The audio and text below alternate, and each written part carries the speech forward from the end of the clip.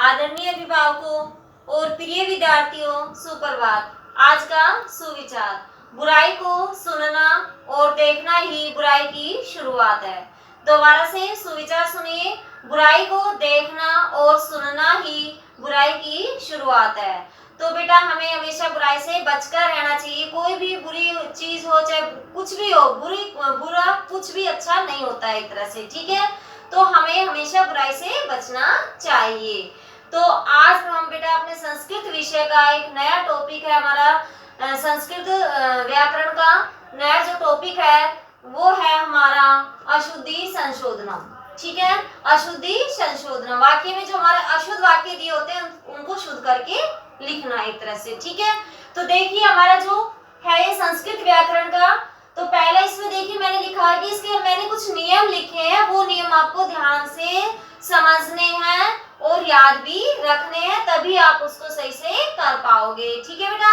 तो अशुद्धि संशोधनम के कुछ नियम है। देखिए पहला जो नियम है क्रिया संबंधी, क्या है? क्रिया संबंधी दोष होने पर लकार का परिवर्तन न करके जिस लकार में अशुद्ध पद है उसी लकार में शुद्ध किया जाना चाहिए। कहने का अर्थ है कि हमें लकार को चेंज नहीं करना है, लकार को नहीं बदलना है, बल्कि उसी लकार में शुद्ध कर देना चाहिए। वो किसके अकॉर्डिंग? अपना जो कर्ता है या संज्ञा पद के अकॉर्डिंग, ठीक है।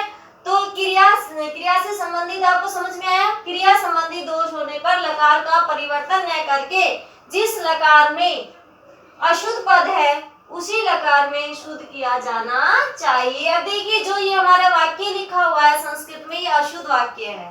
देखिए मैं बता देती हूँ, जैसे इसमें पहले समझ लीजिए, तौ तत्र पठति। तौ का अर्थ है वे दोनों, ठीक है। द्विवचन आ रहा है, प्रथम पुरुष द्विवचन है, ये हमारा पुल्लिंग है एक तरह से, ठीक है। तौ तत्र वे दोनों वहां, तत्र मतलब वहां, पठति मतलब पढ़ते हैं। ये गलत है, ये पढ़ती क्या है? प्रथम पुरुष एक वचन है, जबकि हमारा ये प्रथम पुरुष द्विवचन है। तौ क्या है? प्रथम पुरुष द्विवचन है, और जो हमारा क्रिया है वो प्रथम पुरुष एक वचन की है, जबकि हमारा सेम होना चाहिए, प्रथम पुरुष द्विवचन की ही क्रिया लगनी चाहिए। तो क्या आएगा? तौ तत्र पठती की जगह, पठती की जगह क्या आएगा बेटा? मैं बता देती हूँ। तौ, जैसे देखिए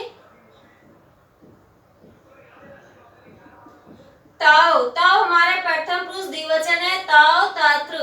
तो हमारी जो क्रिया है या धातु है पठती, वो भी हमारे प्रथम पुरुष की द्विवचन ही लगनी चाहिए। तौ तत्र पठतः, क्या आ जाएगा? पठतः। जैसे पठती, पठते, पठन्ति, धातु रूप भी आपने समझ लिए हैं, वाक्य रचना भी आपने समझ लिए, तो आप अच्छे से समझ रहे होंगे ये सब, ठीक है। अब आगे देखिए कारक संबंधी, ये तो क्रिया संबंधी थी।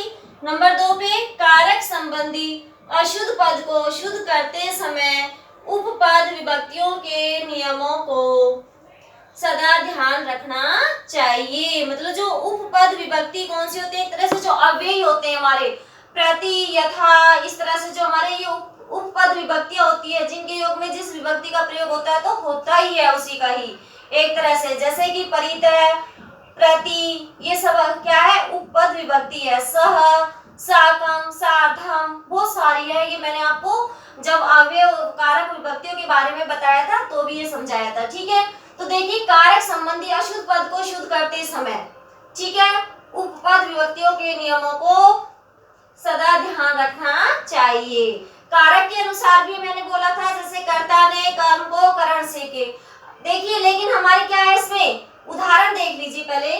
स विद्यालय से प्रति गच्छति, देखिए वह विद्यालय के प्रति जाता है, गच्छति मतलब जाता है, लेकिन हमारा जो प्रति है, प्रति उपपद विभक्ति है, अगर ये प्रति नहीं होता हमारा तो वाक्य ठीक होता कि विद्यालय की ओर जाता है, का के की संबंध हो गया एक तरह से, ठीक है।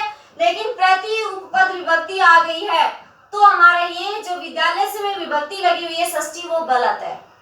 प्रति के योग में द्वितीय विभक्ति का प्रयोग होता है, ये आपको याद रखना है, और मैं ये पहले करा चुकी हूँ कारक उपपद विभक्ति के पाठ में, ठीक है। तो प्रति के योग में द्वितीय विभक्ति का प्रयोग किसमें लगेगा? इसमें, ठीक है। तो क्या आ जाएगा? देखिए यहाँ पे लिख देती हूँ इसका सही जो बनेगा। शुद्ध जो बनेगा इसका शुद्ध वाक्य देखिए, स विद्यालयम, क्या आ जाएगा, स विद्यालयम। प्रति के योग में द्वितीय विभक्ति का प्रयोग होता है, स विद्यालयम प्रति गच्छति, वह विद्यालय की ओर जाता है। ठीक है बेटा, आया समझ में। तो ये थी हमारे कारक संबंधी। तो हमने दो पढ़ी है, क्रिया संबंधी और कारक संबंधी। अब देखिए तीसरा जो हमारा पॉइंट है, इसमें विशेष्य तथा विशेषण, गुण और गुणी में समान विभक्ति वचन तथा लिंग का प्रयोग होता है। कह रहे कि जो विशेष्य और विशेषण होता है, विशेष्य और विशेषण तो आप जानते हो, अच्छे से पढ़ भी चुके हो। ठीक है, देखिए उसमें हमारी समान विभक्ति वचन और लिंग होने चाहिए। तो उदाहरण देखिए, जैसे कृष्ण सर्प गच्छति, तीनों में एक वचन है, प्रथम विभक्ति है। ठीक है, प्रथम पुरुष या प्रथमा ही विभक्ति में प्रथम पुरुष में हमारे ये तो क्या है, जो गच्छति या गम धातु है, प्रथम पुरुष में ही है, एक वचन है। और ये जो कृष्ण है सर्प है, ये प्रथमा विभक्ति का ही एक वचन है दोनों। ठीक है, तो क्या हो गया, समान वचन और पुरुष और लिंग समान हो गए ना। तो कृष्ण सर्प गच्छति, कृष्ण मतलब काला सर्प जाता है, काला सर्प जाता है। अब यहाँ कृष्ण क्या है हमारा, विशेषण, और सर्प क्या है, विशेष्य। अब विशेषण विशेषण में भी समझ में आ गया होगा, कृष्ण क्या है, विशेषण, और सर्प क्या है, विशेष्य। ठीक है, ऐसी और एग्जांपल देखिए, श्वेतम पुष्पम पतति, श्वेतम पुष्पम पतति, तीनों में प्रथमा प्रथमा का ही एक एक वचन का ही प्रयोग है। श्वेता मतलब सफेद, पुष्पम मतलब फूल, और पतति मतलब गिरता है। लेकिन ये कौन से लिंग में, नपुंसक लिंग में है तीनों।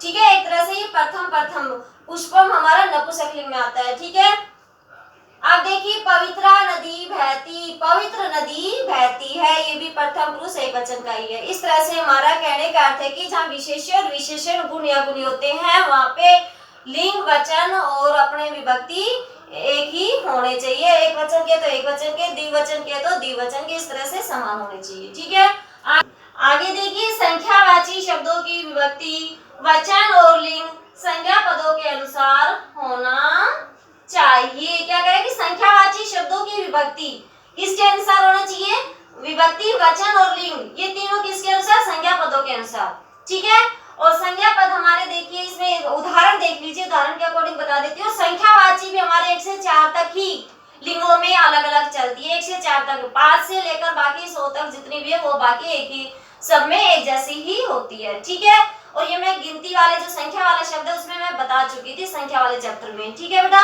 तो हमारे देखिए यहाँ पे उदाहरण समझा देती हूँ। जैसे तीस्र महिला, महिला हमारे क्या है, स्त्रीलिंग में है, तीस्र मतलब 3 है, 3 महिला। त्रिय पुरुषा, पुरुषा मतलब पुल्लिंग है, यहाँ त्रिय का भी अर्थ 3 है, 3 पुरुष। त्रीणी पुस्तकानी, पुस्तकानी मतलब पुस्तक, नपुंसक लिंग में है, और यहाँ पे त्रीणी 3 से ही अर्थ है। तो ये तीनों का 3 है, तीस्र एक तरह से पुल्लिंग से लेंगे, पुल्लिंग, स्त्रीलिंग और नपुंसकलिंग, तो एक तरह से त्रिय, तीस्र, त्रीणी, इस तरह से इसके तीनों लिंगों में चलती है। ऐसे ही हमारा एक है, एका एकम, द्वो द्वे द्वे। ठीक है बेटा, ये 3 का ये आ ही गया है। 4 का हमारा होता है चत्वारः, चतुरस्रः, चत्वारि। इस तरह से हमारे 1 से 4 तक ही इनके चेंज होते हैं, लिंगों में बाकी सेम ही होती है। ठीक है, अब आगे देखिए भवत, भवत शब्द का अर्थ यद्यपि आप होता है, तो भी इसके साथ प्रथम विभक्ति की क्रिया लगती है, और आप हमारा उत्तम पुरुष में चला जाता है, तो एक तरह से या क्या है, इसमें आपने आपके लिए होता है, आपके लिए इसमें प्रथमा विभक्ति का ही प्रयोग होगा। जैसे भवान आगच्छति, आप आते हैं या आप आ रहे हैं। ठीक है, आगे देखिए नंबर आपका 6 पॉइंट देखिए, शब्द रूप और धातु रूप का भी, रूपों का भी उचित प्रयोग होना चाहिए। ठीक है, शब्द रूप और धातु रूप भी आपको अच्छे से आना चाहिए, उनका भी सही रूप से प्रयोग होना चाहिए।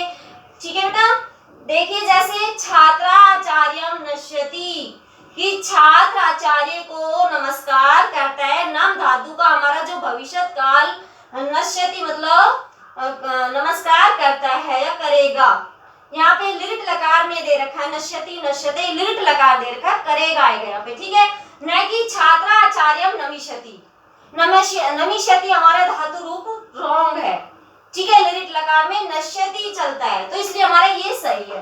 तो कहने का अर्थ है कि शब्द रूप और धातु रूप का भी हमें प्रयोग आना चाहिए, हमें अच्छे से याद होनी चाहिए।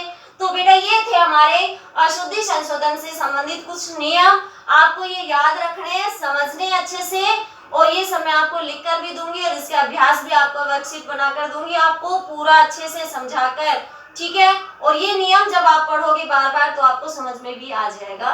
धन्यवाद।